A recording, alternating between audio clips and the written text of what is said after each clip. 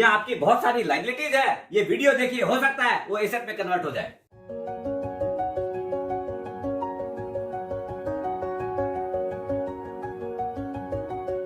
सुप्रभात दोस्तों, आप सभी का एसके फिनोवेट में स्वागत है। दोस्तों आज एक बहुत ही अच्छे विषय में बात कर रहे हैं, वो है बहुत सारे एसेट अपने ऐसे ओन करते हैं जिसका अपने आप पर हो सकता है अपने उसका यूज ही नहीं कर रहे हो, जबकि उससे बहुत अलग से इनकम क्रिएट कर सकते हैं अपने।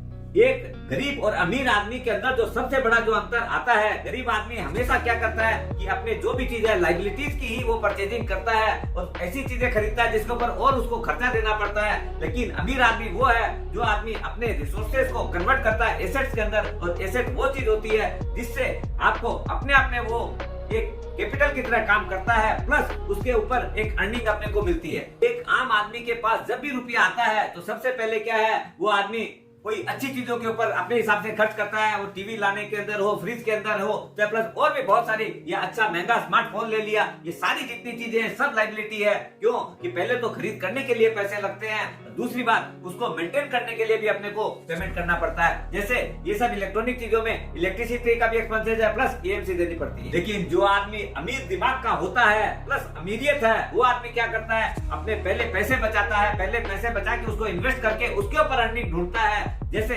जब भी आपके पास कोई कैपिटल क्रिएट हो जाती है तो अगर आप उसको इंटरेस्ट के ऊपर लगाते हो तो भी समझ लीजिए आपने 5 लाख रुपया लगाया, तो भी अगर 10% का भी इंटरेस्ट है तो नेक्स्ट ईयर आपकी कैपिटल 5,50,000 रुपया हो जाएगी।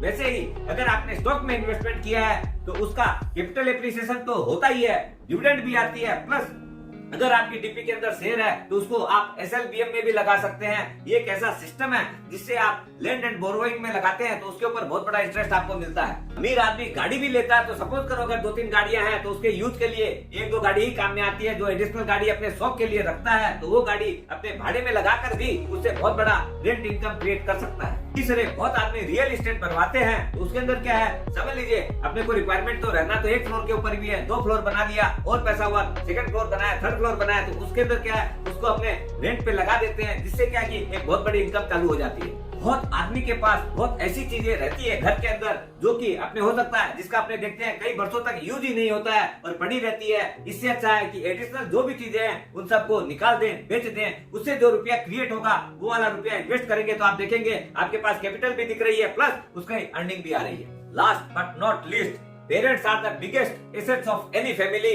दोस्तों अपने हो सकता है बुजुर्गों को मानते हैं कि वो एक लाइबिलिटी है, लेकिन अगर देखा जाए तो उनसे बड़ा कोई एसेट नहीं हो सकता है। क्यों कि वो अपने अनुभव से जो चीज अपने को गाइड कर देंगे और उस गाइडेंस से अपने जितनी उन्नति कर सकते हैं वो कम रहेगी। एक हमेशा अपनी फाइनेंशियल प्लानिंग अवश्य करनी चाहिए जिससे कि अपने को डिपेंडेंट नहीं होना पड़े अपने बच्चों के ऊपर, और अपनी इतनी बड़ी कैपिटल हो कि अपने खर्चे अपने बुढ़ापे में स्वयं उठा सके। जैसे भगवान मूवी में आपने देखा होगा, छोटी छोटी चीजों के लिए बच्चों के सामने में हाथ फैलाना पड़ता है, ऐसी स्थितियां अपनी न बने।